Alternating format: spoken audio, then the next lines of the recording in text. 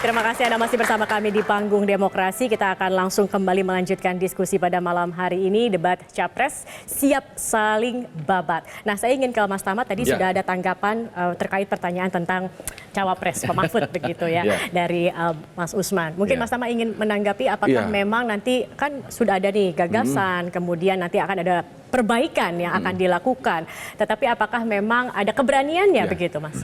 Iya, Mbak Zakia, justru saya dalam posisi yang optimis ya, ketika kemudian kita punya capres, ada Ganjar Pranowo berpasangan dengan Mahfud MD. Jadi saya justru dalam posisi yang optimis, karena dari sisi pengalaman semuanya punya kedekatan pada isu ini. Artinya isu pemberantasan korupsi, isu hukum, isu HAM, dan lain sebagainya. Nah, kalau kita bicara soal beban sebagai Menko, tadi Mas Usman sudah sampaikan, fungsinya mengkoordinasikan, yang tentu saja bebannya tidak bisa kemudian menanggung, ya, apalagi menanggung CPI turun karena Prof Mahfud, kan itu jauh banget. Karena indikator CPI pun atau IPK, indeks persepsi korupsi, itu kan juga tidak dibangun dari berapa banyak perkara yang ditangani, tapi survei dari survei yang kemudian itu dijadikan indikator di seluruh dunia. Jadi tidak ada hubungan sama penegakan hukum. Dan poin lainnya, Mbak, kalau kita bicara soal posisi sebagai Menko, saya rasa sudah banyak hal-hal yang dikerjakan. Kalau kita bicara regulasi, tentu saja ada keinginan memperbaiki Undang-Undang Tipikor, Undang-Undang Perampasan Aset. Tapi kan kemudian sebagai sebuah regulasi, itu kan kemudian juga tidak hanya pemerintah, tapi ada DPR RI juga. Nah, ini yang kemudian tidak bisa kemudian itu dibebankan kepada satu orang saja. Nah, poin lainnya misalnya terkait dengan penanganan isu HAM, kan tentu saja juga kita punya poin yang kemudian bebannya itu ada pada Jaksa Agung, pada Kejaksaan.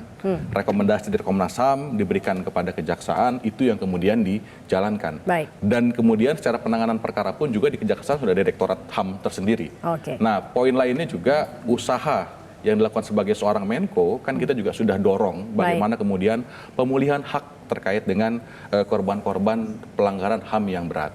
Dari sisi pemberantasan korupsi, kita sudah dorong juga soal Undang-Undang Perampasan Aset. Dan dari sisi penindakan, ini juga sesuatu yang tidak bisa dilepaskan, karena beberapa perkara-perkara yang kemudian menyita perhatian publik, perkara-perkara yang besar, kan tentu saja itu tidak hanya menjadi klaim keberhasilan dari penegak hukum, tetapi juga dorongan dari Menko, dari kapasitas Prof Mahfud sebagai Menko. Ya, misalnya perkara-perkara seperti proyek satelit di Kemhan, kemudian ada kasus-kasus yang lain-lain seperti kasus Pak Sambo, yang tentu saja ini juga kerjasama dari semua lembaga. Dan salah satu yang mendorong adalah Prof Mahfud MD.